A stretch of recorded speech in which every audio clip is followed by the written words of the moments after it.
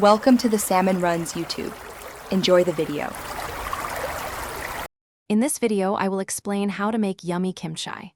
First, you'll need to gather your fresh ingredients, including crisp napa cabbage and vibrant root vegetables.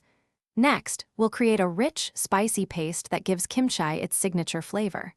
After mixing, the kimchi will ferment, developing its complex taste. Finally, you'll learn how to properly store your homemade kimchi to enjoy it for weeks. Preparing the cabbage correctly is crucial for delicious kimchi. Begin by cutting your napa cabbage into manageable 2-inch pieces. Then, you'll brine the cabbage in a salt solution for about 2 hours. This draws out excess water and seasons it. After brining, rinse the cabbage thoroughly under cold, running water to remove extra salt.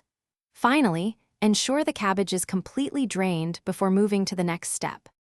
Now, let's create the heart of your kimchi, the flavorful paste. In a large bowl, combine a generous amount of gochugaru, minced garlic, and freshly grated ginger. Next, add fish sauce, a touch of sugar, and a little water to achieve the right consistency. Stir in your sliced daikon radish and shredded carrots. Mix everything thoroughly until the paste is vibrant and evenly combined, ready to coat the cabbage. It's time to bring everything together.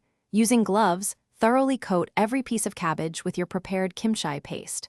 Once mixed, pack the kimchi tightly into a clean, airtight jar, ensuring there's about 1 inch of headspace at the top. Allow your kimchi to ferment at room temperature for 1 to 3 days, depending on your desired tanginess.